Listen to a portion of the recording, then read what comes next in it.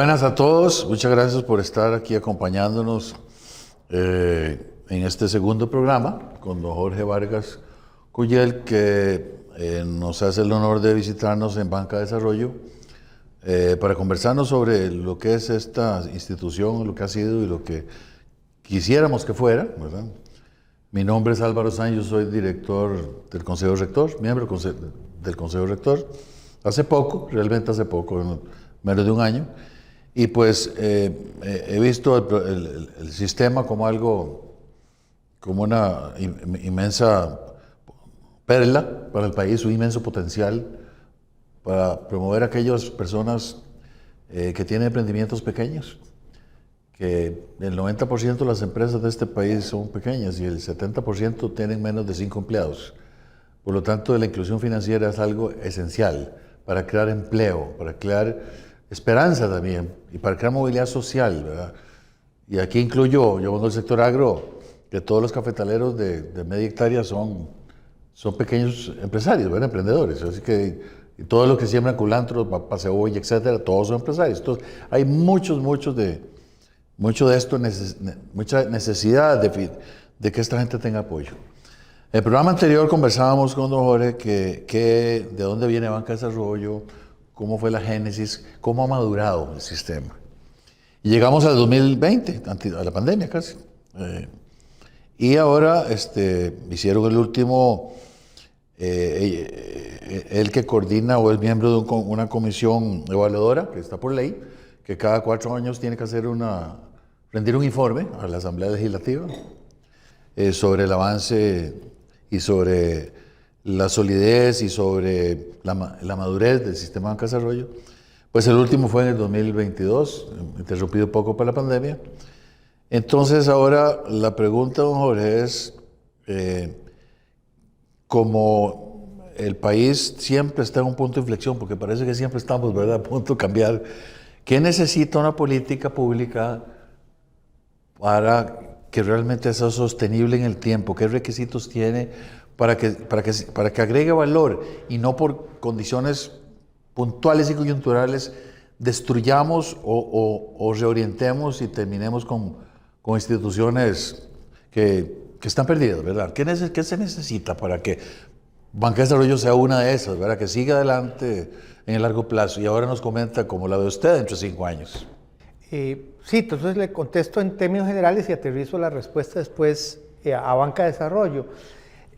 Álvaro, yo creo que las políticas públicas en general más exitosas son las que tienen constancia estratégica en el largo plazo, y que tienen un rumbo que uno sabe para dónde va el país. Por ejemplo, pensemos en comercio exterior en Costa Rica y atracción de inversiones. Es una política pública que tiene 30 años.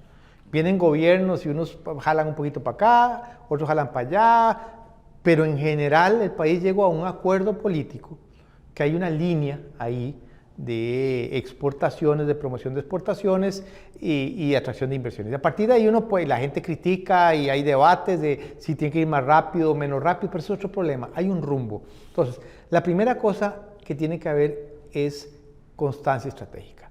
Y eso me define lo que no tiene que haber. ¿Qué es lo que no tiene que haber? Las improvisaciones y cambios abruptos a cada paso.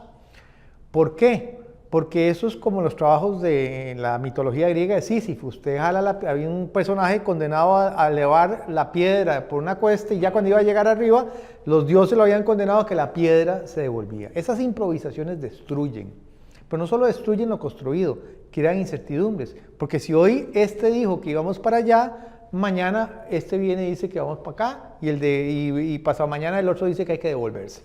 Con eso usted derrota la política pública. Y lo que crea son instituciones zombies. ¿Por qué?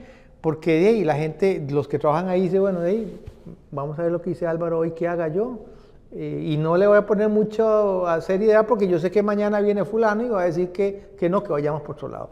Eso, si no hay constancia estratégica, no hay posibilidad de construir. No hay posibilidad de construir. Lo que hay son destrucciones periódicas de lo avanzado. Número 1. La segunda cosa que yo creo que tiene que tener toda política exitosa en el largo plazo, aparte de esta constancia que decía yo, es la capacidad de adaptar. Y la adaptación es ver cuáles son los cambios, las modificaciones, los ajustes de carga que usted tiene que hacer dentro de ese rumbo general para hacerlo más adecuados a los tiempos, para poder atender necesidades y demandas que usted antes no estaba atendiendo bien, para enmendar los errores que usted va a cometer. Pero hay que entender que esa adaptación no es esa improvisación que yo hablaba, no es decir, mire, botemos en la basura, ahora antes hacíamos azul, ahora lo vamos a hacer amarillo. No es así, es las cosas que yo debo hacer para que ese rumbo general, esa constancia estratégica, pueda cristalizar bien o mejor ese mandato. La suma de constancia o la interacción de la constancia estratégica con la adaptación lo que da es resiliencia. ¿Verdad? Son políticas públicas resilientes que son las fortalezas que tiene un país para poder desarrollarse. Fíjese usted, Álvaro, y termino esta reflexión general y entro en Banco de Desarrollo. Si este país hace un siglo y medio dijo la educación es importante y vamos a tener maestros, y en esa época se decía más maestros que soldados, después eliminamos el ejército y después empezamos a invertir, usted, por supuesto, hay muchos problemas de la educación que tiene que resolver, pero el escenario ha sido muy distinto. Si hace siglo y medio hemos dicho la educación es importante y hace 100 años decimos no, ya no es importante, y hace 75 años alguien hubiera dicho bueno, tal vez kinder es importante, y el otro dice no, mire, es la universidad. 125 años después son 125 años perdidos, porque usted no avanzó de A a B, sino que estuvo dando vueltas, círculos, improvisando, y el país no construye. Eso es mi reflexión general. Y esa constancia que genera resiliencia, si me permite preguntarle si también es importantísimo que se genere confianza, porque sin la confianza pública en una institución, y con confianza pública me refiero a la confianza de los pequeños emprendedores, de los políticos de turno, de la administración, de que el sistema funciona, que hay que supervisarlo, pero que funciona. Sin esa confianza se ve expuesto a los vaivenes políticos. Es como un círculo perverso, ¿no? Totalmente. Mire, se lo pongo de una manera retórica. ¿Qué confianza puede usted tener en alguien si lo más probable es que esa persona mañana cambie de opinión y de criterio? ¿Qué confianza puede tener usted si lo único que sabe es que quién sabe? ¿Verdad? El quién sabe le acorta a usted el horizonte temporal de las inversiones. O sea, la confianza construye horizontes de largo plazo, construye acuerdos de largo plazo, acciones de largo plazo. Pero si lo más probable es que quién sabe, yo dije mi inversión es de hoy a mañana. Por eso el vaivén político, si se mete en una institución como esta, que no quiere decir que digamos, la política no conduzca las líneas generales y las adaptaciones y las mejoras, eso es totalmente válido, pero si le cambia el rumbo completamente, se pierde la confianza y eso irradia una imagen negativa al sistema y al final termina la gente pensando que no sirve, que no funciona, ¿verdad? Mire, construir climas, creo que todos los que hemos trabajado en iniciativas, en proyectos, sector público, privado, cuesta. Construir un clima cuesta mucho, construir esa confianza cuesta mucho, construir entre gente que no se conoce y por tanto no tiene una buena razón para confiar, ciertas certidumbres cuesta mucho. Destruirlo es sencillísimo. Muy fácil y muy rápido. Es muy rápido. ¿Sí? Entonces ahí vuelvo a la reflexión general de política pública. El país, si usted se vuelve a ver las fortalezas que tiene el país, en todos los casos es porque hubo un proceso de construcción. Cierto. Y las en todos los casos exitosos. Correcto. Y las debilidades usted las puede decir y vaya a ver las debilidades y usted dice, sí, ¿qué es lo que hubo? Sí, improvisaciones, este dijo que para acá, este la trató como si fuera el bolsillo y el otro dijo que había que hacer, ¿verdad? Y al final las excusas siempre, hasta el vago trabaja, entonces siempre hay una buena razón para la improvisación, pero lo cierto es que cuando uno evalúa y uno dice, vea, los países construyen a partir de esa constancia estratégica y esa capacidad de adaptación de políticas públicas resilientes. En el caso de Banca de Desarrollo, yo creo que Banca de Desarrollo ya pasó esa etapa de diseño, de ver cómo se paraba en la cancha, por decirlo así. Ya empezó a jugar, juega bien, pero ahora el país requiere que juegue en unas ligas más amplias, más grandes. Muy bien lo que ha hecho, Demostró que efectivamente se puede construir un sistema. Demostró que universidades pueden trabajar con bancos, con cooperativas, y de pronto resolvió el tema del INA, que ha costado mucho, y ahí ha tratado de meterse, digamos, en una serie de ámbitos, pero que es posible construir un sistema y un sistema que funcione. Bien, ahora el mandato principal de Banca de Desarrollo es escalarlo, ¿sí? A donde hoy en día hemos podido, digamos, llegarle a decenas de miles de productores, necesitamos agregarle un cero a eso, ya no decenas, necesitamos centenas, ¿verdad? Pero ese cambio de las decenas a las centenas de miles de emprendimientos, de personas, hombres, mujeres, gente en los territorios que trabajan con Banca de Desarrollo, eso no se logra montándose en un helicóptero y tirando la plata, ¿verdad? Se logra administrándola responsablemente, sabiendo para qué es, y además creando una cultura por parte de los productores que Banca de Desarrollo es serio, que no es como esos, a veces, decisiones de política pública que se creaban fondos en donde eso era una especie de repartición de confites, ¿verdad? No. Entonces, el problema principal de Banca de Desarrollo ya ahora no es operativo, no es gerencial. Y yo diría dos. Uno, que ya mencioné, el escalamiento. El país necesita que Banca de Desarrollo lo que hace lo haga mucho mayor, a muchas escalas. Y por supuesto ahí van a haber algunos problemas y algunos ajustes. Pero necesitamos pasar de este nivel a este nivel. Y eso significa resolver problemas de fondeo, ¿verdad?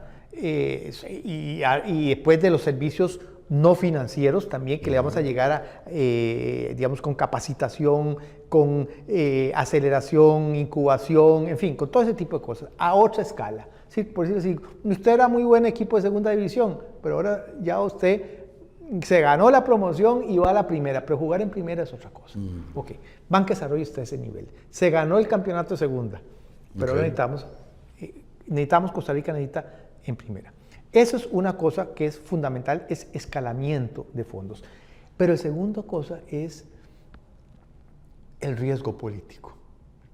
Administrar ese riesgo político. La experiencia mía dice que donde hay plata, es como la miel. Donde hay miel, llegan las moscas, las abejas. Mire, se vuelve muy apetitosa. Y sobre todo si hay dinero y es exitoso. Correcto. Entonces la envidia y las ganas de figurar y los egos políticos. Imagínense qué lindo. Además, que yo vengo a decirle a Álvaro, pero ¿para qué le va a exigir? Sí. Como cuando la gente llegaba y un muchacho decía, yo invito toda la mesa. Sí, claro. ¿Verdad? Y claro, yo feliz. Bueno, pero ¿cuántas veces esa persona que dice que invita a toda la mesa puede hacer eso? El riesgo político, quería comentarle, a ver qué opina usted de esto. Nosotros, yo estaba dándole vueltas a una idea, y lo hemos hablado con algunos, de qué sigue en Banca de Desarrollo. Bueno, Banca de Desarrollo no solamente es un sistema financiero, como le dice el Fondo Monetario Internacional, de represión financiera, porque es represión porque obliga a los bancos a prestar a menos tasas, ¿verdad? Puede proveer avales, periodos de gracia, plazos más largos, pero también puede proveer acompañamiento técnico, ¿verdad? Acompañamiento técnico que no está funcionando. Así es. Del INA, ¿verdad? Es una pena y hemos tratado de activarlo porque la ley lo obliga, el 15% del presupuesto del INA, para que ayude, y hemos intentado engarzar el 15%, bueno, dicen que están colocando el 10%, el INA, bueno, pero dígame si ese 10% está colocado en la gente que pidió plata prestada en Banca de Desarrollo, y no hay forma. Entonces, si no hay un alineamiento, un engarzamiento, cada uno anda por su lado. Por otro lado, también hemos impulsado el tema de los tutores, ¿verdad? Porque una persona ¿cómo pasa un emprendedor a empresario, verdad? Necesita que un empresario retirado o algún experto de administración le ayude a generar esa pequeña estructura administrativa financiera para poder escalar también. Y finalmente, para hacer una inclusión financiera efectiva, ¿qué le ofrece a las familias uno? Le puede ofrecer a los hijos de los emprendedores préstamos de educación, que con APE tampoco están funcionando. Entonces, es como decir, bueno, ¿por qué no convertir Banca de Desarrollo en una agencia nacional para el desarrollo, donde estén incorporados todos. Y yo no estoy hablando de otra institución, ¿sí? Sino incorporemos bajo una misma guía a todos ellos para que podamos alinear. Sobre todo, el país tiene muchas cosas desalineadas. Si usted alinea el Infocop, el INA, el sistema, los bancos, el CONAPE, CINDE, Procomer, no estoy hablando de unirlos todos, sino alinearlos, se convertiría en una herramienta poderosa para impulsar eso que realmente queremos, que es la democracia económica, porque el talento está en cualquier lado del país. ¿Qué opina usted? Yo diría lo siguiente, creo que usted está refiriéndose a desafíos particulares del sistema de banca de desarrollo. Yo había mencionado el tema del escalamiento, pero creo que una cosa que en la comisión evaluadora encontramos que todavía no está es el acople entre los servicios financieros que está dando Banca de Desarrollo y ese acompañamiento de servicios no financieros. Sí, por eso lo menciona usted.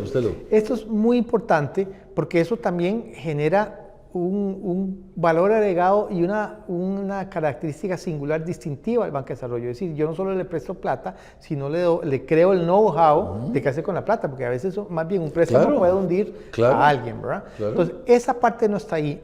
Digamos, yo siento ahí que hay, y lo voy a hablar con nombres, hay una diferencia. El caso de Infocop, me parece que Infocop está, y lo digo, con graves problemas, hace rato intervenido, no está claro para dónde va. Con el INA, nosotros entre la segunda evaluación del 2015 y la tercera que hicimos el año pasado, encontramos que hubo un avance, porque es que antes no se podía ni conversar. O sea, era la separación.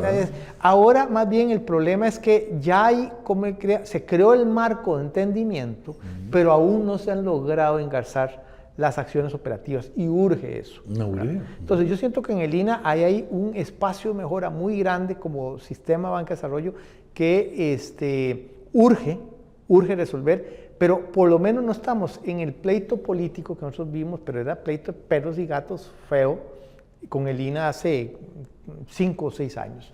Pero eso no significa que el problema está resuelto, significa que se ha creado un marco de entendimiento que permite resolverlo, pero todavía no estamos ahí. Creo que sistemas de mentoría son muy importantes, porque nadie nace aprendido. Incluso las personas que tienen una muy buena idea de negocios o muy buena práctica, una cosa es producir 100 de algo, otra cosa es cuando dice, sí, pero tiene que pasar a 1000. Bueno, ¿cómo manejo yo eso? ¿Qué significa en términos de mercadeo? ¿Qué significa en medio del branding mío? ¿Qué significa en la presencia de redes? ¿Qué significa en el manejo y gestión propiamente de mis sistemas para saber si estoy ganando plata, cómo poner precios? Y ahí Banca de Desarrollo creo que todavía tiene un camino importante que hacer. Lo que yo sí diría, Álvaro, es que esos pasos hay que tener una mentalidad como, creo que usted es ingeniero, ¿verdad? Muy ingenieril. O sea, resolvamos problemas, no pensemos en la poesía de dónde quisiéramos decir, bueno, ¿cuál es el problema que tenemos que resolver, por ejemplo, aquí, para acoplar la oferta de servicios no financieros a los servicios financieros? Resolvamos esto. Si vamos a escalar Banca de Desarrollo, ¿qué es el tipo de fondos que necesitamos y para qué los queremos?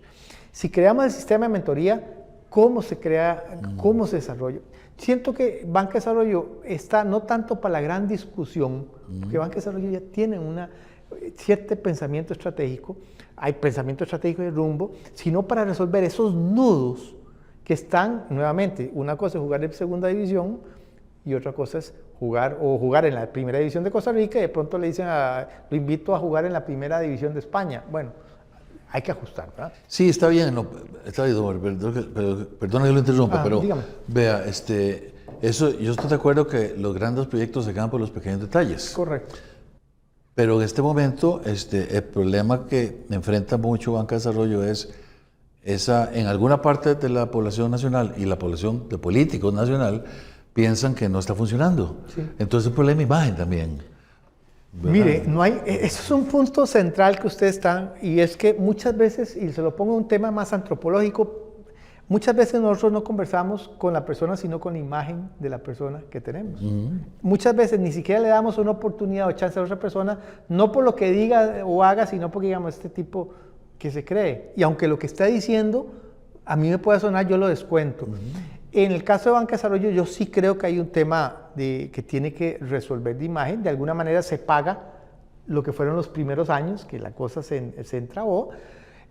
También se paga intereses creados que dicen, mira, de ahí hay platilla, ¿por qué no lo usamos para construir clientela política, por ejemplo, como ha ocurrido con otras instituciones? O mira, están teniendo éxito, yo también quiero estar ahí, ¿verdad? Correcto, yo quiero estar en la foto, pero entonces, este tema de la imagen, por supuesto, requiere todo un trato especial, ¿verdad? Y ya saben la gente que trabaja en mercadeo y en relaciones públicas.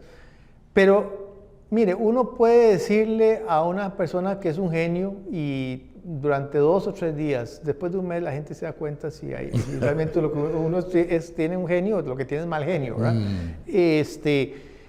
El mejor respaldo que tiene para la imagen y para combatir los intereses o los ataques de buena o de mala fe que Banca de Desarrollo recibe es la solidez de la política pública. Que lo que usted haga le puede decir, es que usted no está haciendo, vea, mire, ¿cómo que no estoy haciendo? Vea. Mire, es que usted no le llega, vea. Mire que usted no trabaja, vea.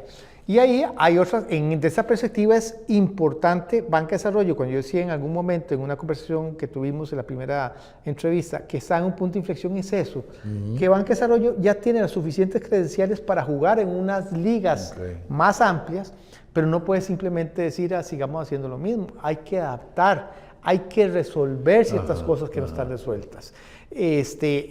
Tanto operativas como, por ejemplo, de conversar con actores, decirle, mire, porque usted cree que Banca de Desarrollo no funciona. Sí. Hay que conversar, hay que persuadir. Siempre habrá gente que uno dice, bueno, no, Álvaro, yo no le creo a usted. Bueno, ya siempre habrá gente. Pero yo siento que el tema, si usted me apura y me dice a mí, ¿dónde tiene que poner atención y la importancia del momento? Que esta sociedad no permita que en nombre de cualquier motivo sacrifiquen una buena política pública. Si hay algo que a mí me mostró la evaluación, y la evaluación es profundamente crítica de lo que ha hecho, pero es constructiva también, es que Banca de Desarrollo es una política pública que este país merece, ¿verdad? Pero además necesita ampliar, construyendo sobre las fortalezas que ya tiene y resolviendo las debilidades que aún no ha logrado resolver. Pero que el peor error que podría hacer es, bajo la guisa de cualquier justificación, en nombre de la eficiencia, en nombre de lo que usted quiera, porque las palabras, cualquier palabra yo le puedo meter es en nombre de la equidad social, en nombre de cualquier cosa, usted destruye esto, ¿verdad? Y no entienda que el problema principal hoy en día de Banca de Desarrollo es permitirle jugar a una escala mayor. Ese es el punto. Y que la conducción política tiene que asegurar que ese tránsito a esa escala mayor, manejar los riesgos que se van a abrir, ¿verdad? Resolver las debilidades que usted no tiene. Pero que en este momento no se trata de crear un bandazo. Usted crea un bandazo en Banca de Desarrollo y le voy a decir, lo hace hoy y dentro de 4 años otro genio va a decir, no era por ahí, vamos por allá. Y con eso se acabó Banca de Desarrollo, como política que el país pueda confiar. Con esa reflexión final que nos hace, regáleme un cierre sobre cómo le gustaría ver a usted, que conoce tan a fondo Banca de Desarrollo, porque ha hecho 3, ¿verdad? Evaluaciones o 4. Yo directamente 2 y en la primera participé con un rol distinto, pero participé. Conoce toda la génesis y la historia de Banca, entonces, y lo ha visto y lo conoce profundamente. ¿Cómo le gustaría o cómo cree usted que el país merece? Usted dice ahora, usó la palabra merece, me parece una buena palabra, dentro de 5 años, esta política comparada a la que existe en otros países como Perú, Colombia, México, y que se llaman agencias, otras cosas, ¿no? Yo creo que Banca de Desarrollo frente a esos otros países tiene una ventaja de ser un sistema y no solo una agencia. ¿Perdón? Eso es un sistema y no solo una institución. Okay. Eso es un valor enorme, es un enorme valor. El que cuando yo diga sistema de Banca de Desarrollo no es Consejo Rector y Secretaría Técnica, sino son alrededor de 100 distintos operadores. Eso es un activo enorme en un país. Entonces usted me pregunta, ¿dónde quiere ver ese activo en 5 años? Sí. Y yo le digo, la primera parte de mi respuesta tiene que ver en qué momento estamos. Vea, Costa Rica va saliendo de una pandemia que nos golpeó mucho. que digamos, vamos a ver si sigue la pandemia o se convierte en endemia. Pero viene una década de mal crecimiento económico antes de la pandemia y además pésimo comportamiento en el empleo. Vamos saliendo de eso, de una economía que no, o sea, cuando la gente dice reactivemos, yo le digo, mire, no es un tema de reactivar es volver lo de antes. Lo de antes era insuficiente, estamos creciendo al 2% y no estamos generando empleo. O sea, los niveles históricos de desempleo, nosotros antes de la pandemia hemos llegado ya al nivel histórico de desempleo. Entonces nosotros no podemos volver a lo de antes, no es simplemente reactivar. A mí me parece que desde esa perspectiva, si este es el momento del país, saliendo de una pandemia, y no puede volver al pasado porque el pasado es insuficiente, yo quisiera ver a Banca de Desarrollo como un actor protagonista en una economía que genere oportunidades en los territorios y en las poblaciones, en esos emprendedores que hoy en día están desconectados del carro del progreso. No va a ser la única, no le puedo decir Banca de Desarrollo tiene que llevar el fardo o el peso de todo el país, porque sería injusto. Eso es una cosa que hay muchas instituciones que tienen que colaborar. Pero Banca de Desarrollo, lo que me gustaría es que si el país está creciendo a un 3, a un 4, por encima de un 4%, y está generando empleo, y sobre todo empleos en los territorios, generando innovación, emprendimiento, y uno puede decir, una responsabilidad importante de eso ya es Banca de Desarrollo. De alguna manera me gustaría ver que Banca de Desarrollo, y perdón la expresión en inglés, que ellos tienen, los que hablan inglés tienen, el small is beautiful, la belleza de lo pequeño. Bueno, Banca de Desarrollo está lista para hacer ese salto. Y lo que me gustaría a mí ver en 5 años es que ese salto se dio, y que buena parte de la responsabilidad de la inclusión social y productiva que este país necesita para no volver a lo de antes, pueda yo atribuírselo a Banca de Desarrollo. No exclusivamente, pero sí de manera principal. Porque una parte de la inclusión financiera, un resultado de la inclusión financiera es precisamente la movilidad social. Y la movilidad social crea democracia económica. Y no hay nada que cause más volatilidad electoral que la desigualdad. Y eso es muy peligroso para el país. Muchísimas gracias, don Jorge, por acompañarnos hoy en esta segunda entrevista. Esperamos que los que la vean les sirva para conocer un poco la importancia no solo del sistema de Banca de Desarrollo, sino su historia y el punto de inflexión que estamos, como bien don Jorge nos ha explicado, la importancia de mantener las cosas a largo plazo con fuerza como país para que tengamos éxito y seamos una sociedad distinta como es Costa Rica en Centroamérica. Muchas gracias.